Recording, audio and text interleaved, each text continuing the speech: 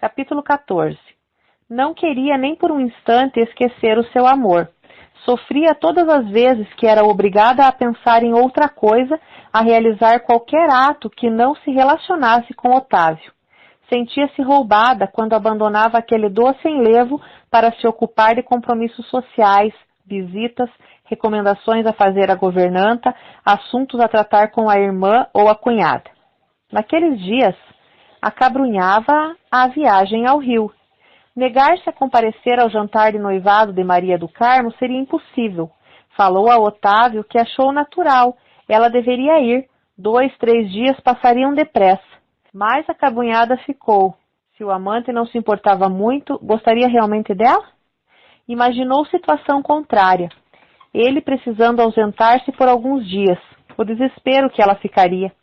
À mesa na hora do jantar, combinou com os filhos. Estevão não viera jantar naquele dia. Sairiam no avião das 10 horas, voltariam no dia seguinte à mesma hora. Vera não concordou e falou aborrecida. Ora, mamãe, nem dá tempo de tomar um banho de mar. Não gosto de viajar correndo assim.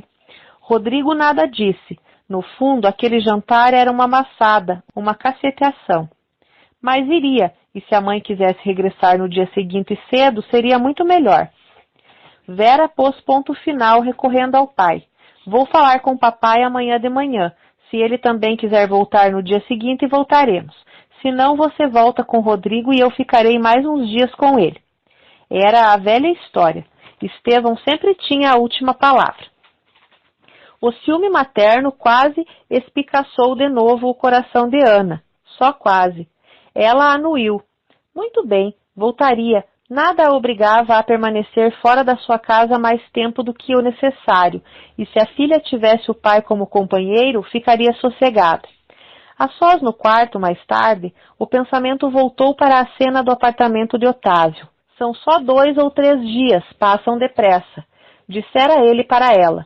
Um dia, longe dele, parecia longo demais, passava tão devagar. E se ele não a amasse como esperava ser amada? Não, impossível. Dissera certa vez que era a única, ansiosamente esperada, não dissera? Lembrou-se de histórias de amor. Havia sempre mais um amante, outro mais amado. A perfeição, também no amor, será irrealizável. Mas claro que Otávio a amava muito, e com paixão. Se não a amasse assim, não a possuiria daquela maneira.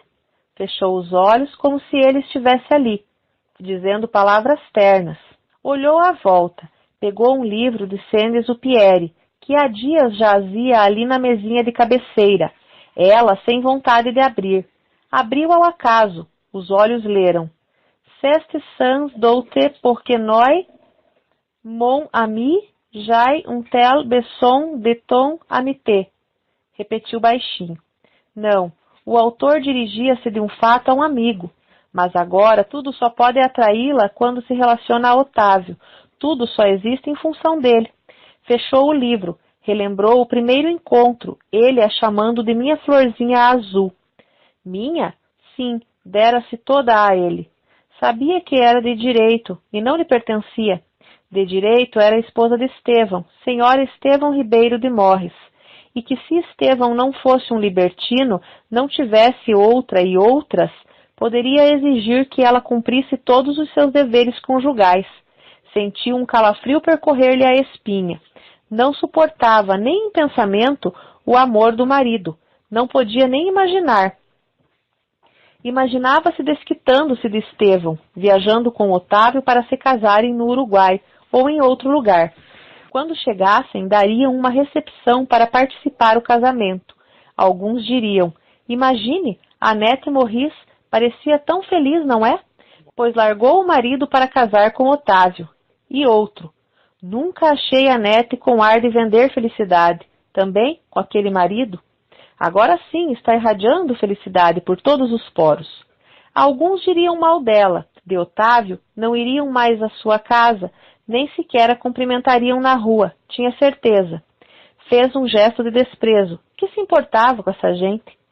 Com Otávio para sempre ao seu lado, o que importa aos outros? Mas Albertina e os parentes?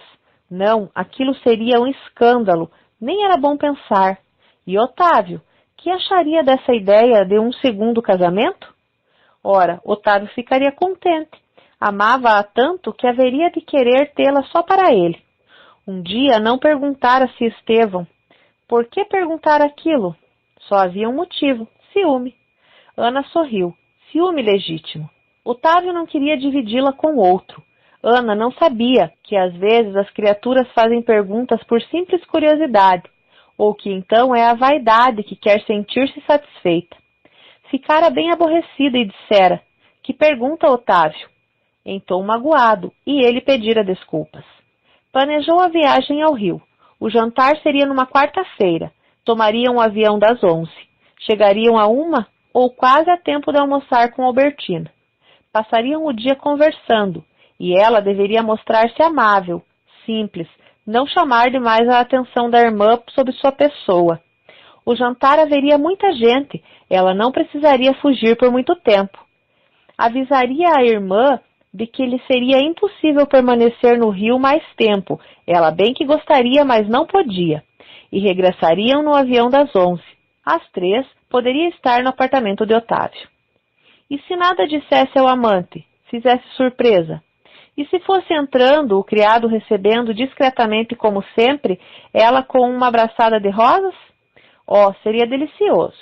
Poria as rosas no vaso de lalique sobre a mesa da sala. Tiraria 2 para a mesa da cabeceira. Levaria um vaso pequenino para deixar ali.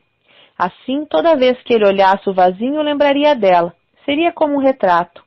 Fez um gesto de amuo. Cacete aquela situação. Não podia sair a sós com ele, não podia vê-lo todos os dias, não podia dar-lhe um retrato. Pensou de novo no desquite. Ela casando com ele, os amigos felicitando. E Soledade aceitaria aquilo? Talvez não aceitasse, mas não a acusaria. Não acusa pessoa alguma nunca.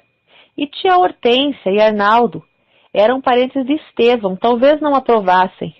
Ora, criaturas superiores, inteligentes e cultas, eles nada diriam. Ana estava quase certa de que Cristina e Andréia comentariam rindo. Tia Anete vai se divorciar e casar de novo? Ótimo! Mas havia Vera e Rodrigo, seus filhos e de Estevão. Que fariam ao saber que os pais se separariam definitivamente? Pensou. Talvez os maiores ataques não viessem dali. Lembrou-se de quando tentara explicar a situação a Vera, o desinteresse da menina. Que foi o mesmo que ela respondeu? Rememorou as palavras da filha. Era isso. Dali não viriam os piores ataques. A senhora quer que lhe traga uma bebida? Perguntou Lisa à porta. Não, obrigada, Lisa. Hoje não quero tomar nada. Olhe, iremos ao Rio quarta-feira, mas no dia seguinte estarei de volta. Vera talvez fique, porém eu e Rodrigo não. A governanta deu uns passos, chegou até perto do divã. Falou naquele tom entre íntimo e respeitoso, que só os bons criados podem ter. Por que não fica também, dona Ana? Dona Albertina gostaria de segurá-la lá por mais dias. Não, Lisa, não sinto vontade. Tenho de estudar mais piano, fazer compras, experimentar vestidos. O Rio me cansa, eu não gosto. Estou passando tão bem, por que me fatigar naquele sol? Tem razão, dona Ana. A senhora nunca esteve tão bem como agora. Tem dormido bem, alimenta-se melhor. E se me permite, digo-lhe que aparenta menos idade. A governanta sorriu aquele sorriso de cara séria, severa, mas que Ana sabia ser um sorriso bom. Deu boa noite e retirou-se. Ana suspirou, abriu outra vez o livro. Não chegou a ler uma linha, o telefone tocou. Ana riu feliz. Quem sabe Otávio queria desejar-lhe boa noite. Às vezes chamava àquela hora.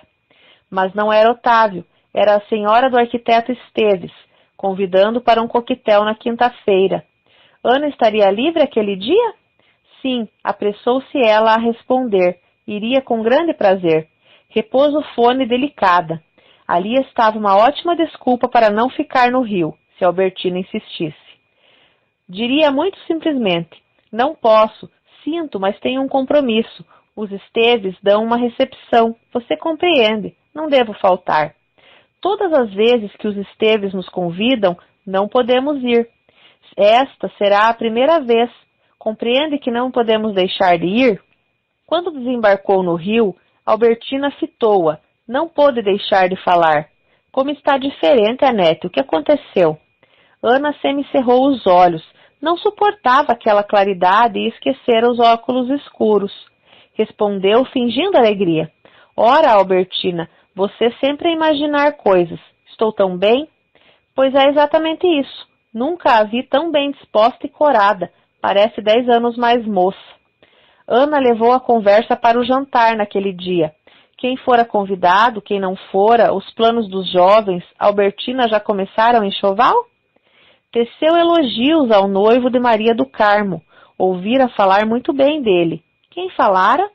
Não lembrava. Encontrava tantas pessoas esses últimos dias. Assim tocou uma corda sensível. Albertina passou a descrever o futuro genro, suas virtudes, o futuro que o esperava. Falou com tanto calor que Ana observou brincando. Até parece que a noiva é você. Maria do Carmo ajuntou, na sua vozinha meio fanhosa. Já disse à mamãe, tia Nete, que é ela quem namora o Walter, não eu. A caminho de casa, Albertina desculpou-se. Era obrigada a parar numa rua transversal para experimentar um chapéu. Maria do Carmo também tinha uma prova. Seguissem a Nete e Maria Beatriz, não a esperassem, mas não esquecessem de mandar o carro de volta. E se os homens chegassem antes dela? Tivessem paciência. O almoço seria servido um pouquinho atrasado. O carro parou. Quando rodou de novo, Maria Beatriz perguntou: não acha a mamãe entusiasmada com o noivado? Também pudera. Walter tem todas as virtudes que ela preza. Foi só ela dizer a Maria do Carmo que era um bom partido, que ela teria muito prazer em tê-lo como genro, para a boba aceitar. Faz tudo o que mamãe quer. Se vai comprar um vestido, é a mamãe quem escolhe. Se vai ao dentista, é a mamãe quem marca a hora. Não fale assim, Maria Beatriz. Ora, tia Nete, sei que você me compreende. Diacho de menina. Em que se baseava para dizer assim tão peremptoriamente? Sei que você me compreende? Que via nas relações da mãe com a tia para concluir daquela maneira? Tomou a mãozinha morena e falou. Mas não deve referir-se indelicadamente à sua mãe e à sua irmã. Não fica bem. Sei que posso confiar em você, titia. Ana suspirou. Ali estava uma criaturinha de 18 anos a dizer que confiava nela. Alguma coisa lhe dizia que ela, Ana, também poderia confiar naquela menina. Esta também nunca será contra mim, pensou. Afagou-lhe os cabelos, elogiou o novo penteado. Gosto desse corte curtinho, Maria Beatriz. Assenta muito bem para você. Não é mesmo? Disse a menina rindo. Depois fez um muxoxo, pois elas acham que fica horrível, que pareço homem. Maria do Carmo chegou a dizer que nem é distinto. Ana notou um tom amargo na observação.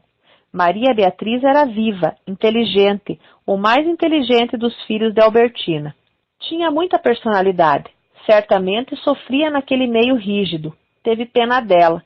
Que aconteceria quando ficasse mais velha e quisesse impor sua vontade? Teria de lutar. Talvez Albertina não saísse vitoriosa. Olhou o perfil da menina, sentada ao seu lado. Testa ampla, nariz ligeiramente arrebitado, boca bonita. O rosto terminava num queixo arredondado, uma carinha atraente. Voltou a pensar, e os olhos mostram que com essa ninguém brinca. Olhou as mãos que a menina cruzara no colo. Eram finas e nervosas aquelas mãos. Perguntou, como vai o piano? Assim, o artista de casa é Maria do Carmo, você sabe. Depois que aquela professora disse à mamãe que eu era muito afoita, não seguia o compasso, perdi o cartaz. Também pouco me incomodo. Toco como quero e quando quero. Voltou o rostinho para a tia, que pôde ver uma ruga impressa na testa e disse, tenho culpa de não querer tocar como me ensinaram e sim como eu sinto? O automóvel chegava, felizmente. Ana não saberia o que dizer.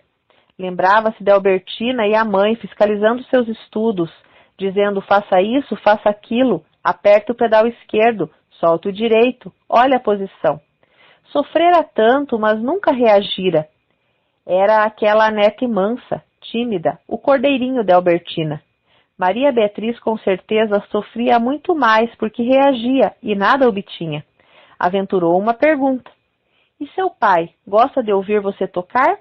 Papai? Ora, papai é um anjo, nunca me faz observações, é incapaz de contrariar a mamãe, você sabe. Depois continuou num rompante. Ó, tia Anete, tenho tanta inveja da Vera, eu queria ser a sua filha. Ana suspirou, olhou para a sobrinha que continuava séria e calada. Disse com voz pausada. Você pensa que Vera me ouve ou faz o que eu quero? Engana-se. Não viu agora a chegada? Preferiu ir no outro automóvel para ficar com os rapazes e com Estevão. Está sempre agarrada ao pai. Maria Beatriz fitou-a demoradamente e disse pensativa. Não compreendo. Se mamãe fosse como você, eu a amaria muito mais. Estavam no andar de cima, uma criada carregando a valise de Ana, outra abrindo a porta do quarto de hóspedes. Ana estremeceu. Um único aposento para ela e Estevão. Entrou. Deu alguns passos, abriu uma porta à direita, olhou aliviada. O quarto vizinho estava preparado para ele. Tranquilizada, fechou a porta à chave. Começou a tirar os seus objetos de toucador, depois olhou à volta. Maria Beatriz continuava ali. Vira seu gesto de alívio ao abrir o quarto vizinho. Que pensaria? Falou terna. Bem, filhinha, já conversamos muito. Agora quero repousar até a hora do almoço. A menina desculpou-se e saiu. Quando se viu só, Ana recostou numa cadeira, o pensamento longe. Que estaria fazendo seu amor em São Paulo? Olhou o relógio. Ainda se encontrava no escritório, ficaria até mais ou menos 1 hora e pouco. Era o sistema dele. Depois almoçaria no clube e voltaria ao escritório. Ana sorriu. Planejou uns almoços íntimos, só os dois. Seria fácil.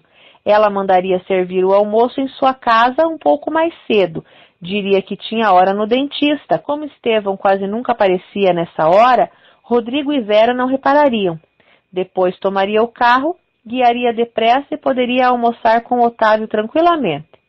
Pediria a ele para dispensar o criado. Ela própria improvisaria alguns pratos. Seria delicioso fazer a boa dona de casa ao lado daquele homem tão querido. Fechou os olhos, sonhou ininterruptamente. Por um motivo qualquer, o marido proporia desquite. Ela aceitava, deixava passar 2, 3 meses, saía então em viagem sem nada a dizer a pessoa alguma, talvez contasse somente a Lisa. Regressaria dias depois e então anunciaria aos parentes e amigos. Estaria novamente casada. Não ouviu a porta abrir-se, nem Albertina entrando. Só deu por ela quando já estava sentada ao seu lado, exclamando. E diz que não aconteceu coisa alguma, dormindo em pleno dia com essa casa cheia de movimento. Ana sobressaltou-se, mas conseguiu dominar a emoção. Respondeu apresentando absoluta calma.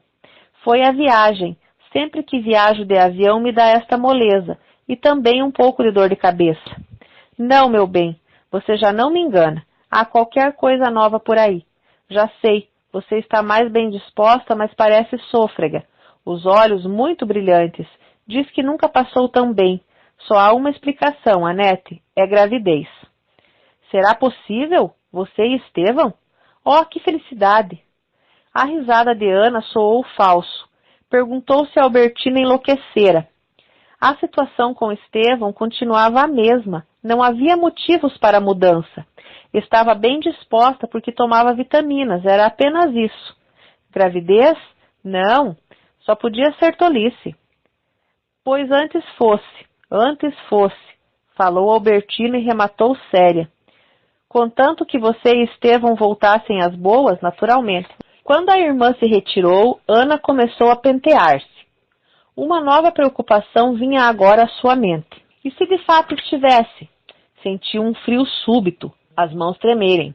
Ela não pensara nisso. Embriagada de amor, não se lembrara de quê. Pôs-se a fazer cálculos. Quis lembrar como se sentira quando os filhos se anunciaram. Não conseguiu lembrar. Apenas uma ideia vaga de tonturas e enjoos. Mas as tonturas e os enjoos vinham depois, e antes. Levantou a cabeça, fez um gesto de descaso. Se tivesse um filho de Otávio, melhor. Largaria tudo e iria para um canto bem escondido, ali esperaria a criança. Ficaria sozinha. Começou então a chorar. Teve pena de si mesma. Quando desceu para o almoço, já estava serena. Às 7h20 da noite, Ana Ribeiro de Morres, já de volta do Rio, entrava no salão dos Esteves. Animadíssimo àquela hora. Os donos da casa receberam-na entre sorrisos e amabilidades. Há quanto tempo não se encontravam? Que prazer tê-la ali, agora. Ana respondeu por monossílabos. Deu desculpas rápidas, passou adiante. Cumprimentou vários amigos. Glória deu-lhe um adeuzinho de longe. Parou junto a Vitório, que conversava com Didi. Falou alegre. Que surpresa! Pensei que você ainda estivesse no Rio. Como vai, Anete? Didi interrompeu ao notar o espanto de Ana ao encontrar o escritor. Vitório agora virou arroz de festa, não sabia? Toda a gente o convida. O escritor não ouviu ou fez que não. Falou para Ana. Pois maior surpresa é a minha. Há quanto tempo não a vejo, Anete? Por que não tem ido à vila? Abandonou os velhos amigos? Não costumo fazer isso, respondeu ela, circunvagando o olhar pelo salão. Quanta gente! E vocês que contam de novo? Didi acudiu na sua vozinha delicada. A novidade é de que você não vai mais à vila. Toda a gente pergunta, e pergunta em vão. Nair aproximou-se, beijou as duas com efusão. Disse já nos vimos. Para Vitório, perguntou fitando Ana se esta abandonara os velhos amigos. Ana fingiu-se animada. Vitório fez a mesma pergunta há pouco e eu lhe disse que não costumo fazer isso. Nair perguntou maldosa. Nem trocá-los por novos? A alusão era direta, forte. Ana odiou Nair. Que insolente por dizer aquilo. Para magoá-la? Insolente. Olhou Vitório, que ficara sério de repente, e disse calma. Não, Nair. Também não tenho o costume de trocar velhos amigos por novos. Não faça isso, nem sempre dá certo, falou Nair venenosa. Convidou Didi para irem à sala de jantar. Afastaram-se. Vitório ofereceu a Ana uma taça de champanhe que um criado trouxe numa bandeja. Tirou mais uma taça e disse num tom quase velado. Naquele canto há 2 cadeiras desocupadas. Vamos sentar e conversar um pouco? Boa ideia, já estou me sentindo cansada. Sentaram-se. Vitório tomou um gole de bebida, pôs a taça sobre um consolo, fitou Ana e disse, fez mal em fugir da vila. Ana protestou, mas não fugi, Vitório. Quem tem família aqui no Rio, como eu tenho, precisa ocupar-se de quando em quando com ela. Além disso, não se esqueça de que tenho uma filha moça e apaixonada. Vitório baixou o tom de voz. Não invente desculpas, Anete. Quem está apaixonada é você. Tenha cuidado. Todo o seu ser gritava por amor. Você era agitada e tristonha. Agora o encontrou. Está calma, alegre e mais bonita. Um certo brilho no olhar que não tinha antes. Ana não se conteve. Falou quase zangada. O que está dizendo? Eu apaixonada? Que absurdo. Pare com essas conversas, por favor. Fale de seu livro. Acabou ou não de escrever? Conte alguma coisa dos seus trabalhos, em vez de querer inventar coisas. O banqueiro Ernesto Borges parou junto deles, cumprimentou-os, elogiou a casa e a recepção. Viram o colar de Marilda? Perguntou a meia voz, explicando. Dizem que custou 1 milhão. Que riqueza, hein? Ana sacudiu a cabeça sem pronunciar palavra. Vitório examinava atentamente um vaso cheio de enormes cravos cor de sangue. Alguém perguntou as horas. Ana olhou discretamente o minúsculo relógio pulseira. 8h30. O marido não tardaria a chegar e alguns minutos depois se retirariam. Estava cumprido o seu dever. Ela e Estevão tomariam o automóvel silenciosos iriam até sua casa. Entrariam. Cada um iria para seu quarto. Mas como o tempo custava passar. Reunião sem Otávio não tinha atrativo e ele não pudera vir. Pensou se aquele casal a receberia se desquitasse e casasse de novo. Por que não haveria de receber? Ali não estava a Glória, que casara e descasara e arranjava quantos noivos quisesse? Ali não estavam Nair e Didi? Entre todas aquelas pessoas que enchiam o rico salão, quantas eram desquitadas e recasadas? Em que está pensando, Anete? Perguntou Vitório. Nada, estava admirando os vestidos. Há alguns bem bonitos. Veja como Glória está bem. E a Dina Esteves está um sonho. Fica tão bem de verde. Comigo não precisa fingir, Anete. Você estava tanto pensando em vestidos como em uma viagem à lua. Seu pensamento andou longe, e eu sei onde anda. Ana estremeceu. Vitório continuava aquelas insinuações. Precisava fazê-lo parar. E se alguém ouvisse? Pediu humildemente. Se é realmente meu amigo, não diga mais essas tolices. Havia tristeza na sua voz. Vitório comoveu-se. Beijou-lhe as mãos. Falou delicado e terno. Caríssima, não quero magoá-la. Nunca mais farei brincadeira dessas, eu juro. Não sei se compreendeu meu intuito. Eu quis apenas ser como o farol que irradia numa luzinha rubra a fim de avisar aos navegantes. Cuidado, aqui há escolhos. Foi só isso, pode crer. Quanto ao mais, sou seu fiel servidor. Ana sorriu debilmente ao vê-lo curvar-se reverente. Depois pensou aflita. Cuidado, aqui há escolhos, dissera ele. Que significavam aquelas palavras? Na vila andariam comentando alguma coisa? Ouvira ele referências a ela e Otávio? Teve vontade de perguntar, insistir. O pudor a reteve. Quando se despediram, ela prometeu. Esta semana irei à vila, já estou com saudades. Pois a esperarei com verdadeiro prazer, disse ele, cavalheiresco. Combinou com o amante. Iriam sábado à vila, como antes. Ele chegaria sexta à noite ou sábado cedinho. Ela apareceria lá pelas 9 ou 10 horas. Ficou alegre. A perspectiva daqueles 2 dias que passariam juntos. Reveriam os lugares em que começaram a se namorar. Passeariam no bosque, uma delícia. Lembrou que precisava comprar mais uma jaquetinha. Vira uma muito elegante e iria comprar. Na sexta-feira, Otávio telefonou do escritório.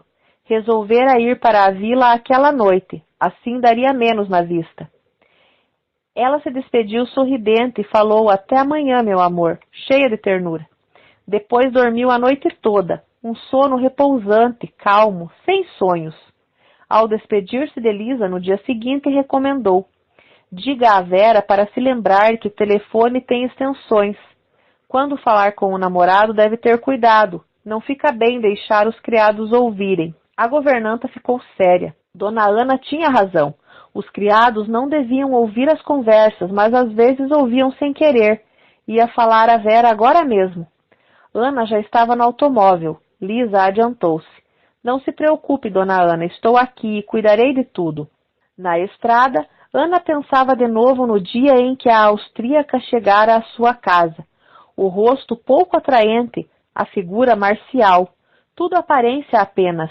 Lisa era um coração de ouro e dedicadíssima à família. Pensou, se separasse de Estevão, com quem ficaria a boa governanta? Ora, ficaria onde ficasse Vera e Rodrigo. E se Vera casasse? Levaria Lisa, naturalmente. Pensou nas palavras da governanta. Ela dissera que o namorado de Vera era bom rapaz. Antes assim, devia ser. Lisa sabia julgar as pessoas. Se o casamento acontecesse logo, ela ficaria mais livre, seria mais fácil pedir o desquite. Não, o ideal seria a ideia a partir de Estevão. Mas como? Upa! Ia virando à esquerda, o caminho era à direita. Olhou a estrada. Como conhecia aquilo?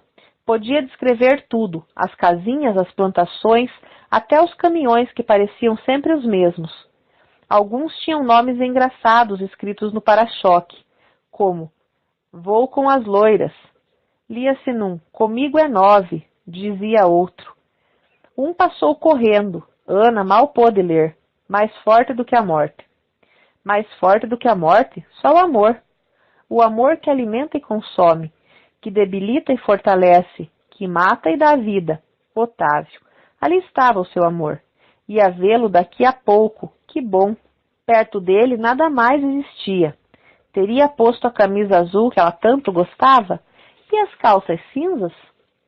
Era um prazer pensarem nos objetos dele. No bolso direito, interno, usava a caneta tinteiro e um caderninho de notas. Ela quisera ver esse caderninho um dia, não pudera. Como enfiar a mão no bolso dele e dizer: "Deixe-me ver o que está escrito aqui"? Não era possível, só quando ele dormisse. O ciúme surgiu de novo, sem que ela esperasse. Imaginou nomes, endereços anotados naquele caderninho. Todo homem tem um caderno de notas para guardar indicações de negócios. Não deve imaginar coisas, mas imaginava. Via 1, 2, muitos nomes femininos escritos naquelas páginas. Afinal, Otávio era livre, morava sozinho. Olhou a paisagem e respirou fundo. Bobagem, ele me ama. Quando se ama, não se engana. Outra curva, agora estava perto. Quando cruzou o portão da entrada, viu um bando de pessoas se aproximando. Soledade, Arnaldo, Vitório, Cristina, Roberto, Andréia, todos foram recebê-la. Beijos, abraços. Arnaldo quis fazer de série zangado. Não pôde. Deu um beijo carinhoso na recém-chegada. Tia Hortência apareceu no terraço, esperando também. Ao contornar a casa para pôr o carro na garagem, Ana viu Otávio na piscina, com Didi e Nair. Ao entrar no seu quarto, teve uma exclamação. Ai, que saudades daqui! Passou mais de um mês sem aparecer, falou Soledade, sentida. Pensei que Estevão tivesse proibido ou coisa assim. Ana riu. Estevão? Não. Viviam bem, cada qual do seu lado. Só saíam juntos quando era necessário, como no coquetel dos Esteves e na viagem ao Rio. Não aparecera todo aquele tempo porque andara ocupada em casa. Vera estava namorando um rapaz muito bom. Ela estava contente. Abriu a janela, o vale claro, cheio de sol, parecia ainda mais belo ao longe. As colinas azuis faziam um belo fundo de quadro. Soledade saiu recomendando. Não se demorasse. Queriam vê-la logo lá fora. Durante esses 2 dias passados na vila, todos aceitaram como a coisa mais natural a presença inseparável dos amantes. Havia uma como que cumplicidade entre os hóspedes, uma espécie de proteção. Ana, até então, a incorruptível, estava perdida de amores e era divertido vê-la assim apaixonada. Aquela que sempre se mostrara perfeita e da qual ninguém ousava levantar qualquer suspeita, tornara-se igual a eles, destruía um mito. Para as mulheres, Ana pertencia de agora em diante ao clã, era uma delas. Cerravam fileiras à volta do casal e com a maior candidez convidavam. Ana e Otávio, sentem-se aqui, ou Ana e Otávio, há um lugar aqui para vocês. E anunciavam. Ana e Otávio estão no bosque. Quer que eu vá chamá-los? Ana está tocando piano para Otávio. Não vamos perturbá-los. Ana sentia-se quase mimada. Somente quando Soledade e Arnaldo estavam presentes, ninguém fazia alusões e ninguém se esquecia também de que era preciso ter cuidado. Afinal, Soledade era irmã do marido de Ana. Podia não aprovar aquilo. Havia uma compreensão mútua, todos se esforçando para que os donos da casa não estranhassem a atitude do casal. A dado momento, Soledade entrou no terraço e perguntou: "Ninguém viu a Nete?" "Ela já entrou?" Roberto acudiu logo. "Entrou sim e pediu para que não a chamassem." "Ah, então é melhor deixá-la repousar", disse Soledade sem malícia. O sol estava tão quente. Soledade sentou-se e abriu o tricô. Roberto ofereceu-se para segurar o novelo. Andréia aproximou-se para ver o andamento do trabalho. Sem que os presentes percebessem, Vitório levantou-se e saiu. O escritor deu uma volta, passou pelo lago, foi até a entrada do bosque. Ana e Otávio abraçados nada viam. A noite caía de repente, como acontece às vezes no inverno. Os pássaros já haviam recolhido. Apenas um retardatário cantava num galho próximo. Vitório ficou olhando, meneou a cabeça, assoviou 2 vezes. Depois foi-se chegando devagar. "Oi, vocês aqui? Vamos ter uma noite soberba. Olhem a limpidez do céu."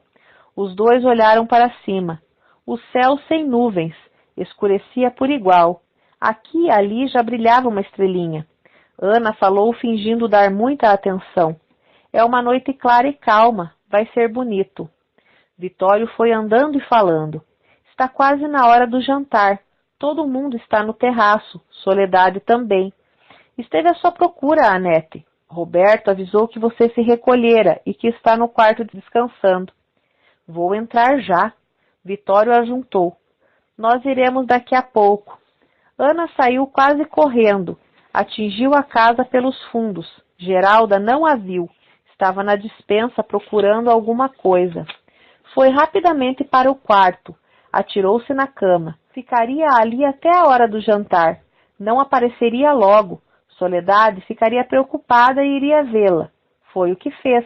Quando Soledade bateu na porta e entrou, encontrou-a deitada, os olhos semicerrados. Coitadinha, disse a cunhada enternecida. Quer tomar alguma coisa? Não, obrigada. Já descansei. Vou já para a sala. Levantou-se. Arrumou os cabelos, refez a pintura do rosto. Vestiu a jaqueta nova. Otávio gostara. Dissera que lhe ia muito bem. Enfiou as mãos no bolso e assim foi ter com os outros. Tia Hortência, ainda na poltrona de vime do terraço, conversava com um grupo a respeito de um romance que estava lendo. A luz batia em cheio nos seus cabelos brancos. Cristina levantou-se, prendeu-lhe uma rosa vermelha no coque. A velhinha de Camafeu protestou. Que é isso, Cristina? Deixe os meus cabelos em paz. Não, titia, você fica linda com essa rosa nos cabelos. Virou-se para os outros. Olhem como tia Hortência parece uma marquesa de Goya.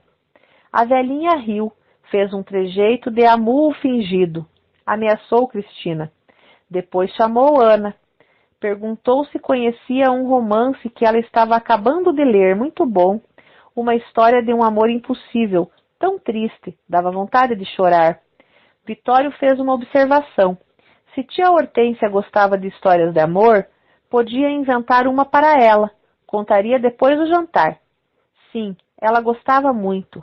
Mas se podia inventar, por que não escrevia essa história? Perguntou a velhinha e prosseguiu. Ler é melhor do que ouvir. Quando ouvimos, ficamos presos à boca de quem fala, mas quando lemos, somos livres, podemos virar a página, tornar a ler, saltar trechos, voltar. A leitura é um grande passatempo. Vitório continuou. É uma história verdadeira, aconteceu. Tia Hortência fitou-o, entre curiosa e desconfiada. Verdadeira, realmente? Perguntou, sacudindo a rosa da cabeça. Se for, quero ouvir, deve ser linda. Sabe que gosto dessas histórias de verdade? Por mais que os escritores inventem, não há como a vida para escrever lindas histórias, às vezes um pouco trágicas, mas verdadeiras. Ana procurou Otávio com o olhar. Eles também estavam escrevendo uma história de amor. Ninguém poderia imaginar como seria o final, mas era uma bela história, concluiu Ana para si mesma, sentindo as mãos frias.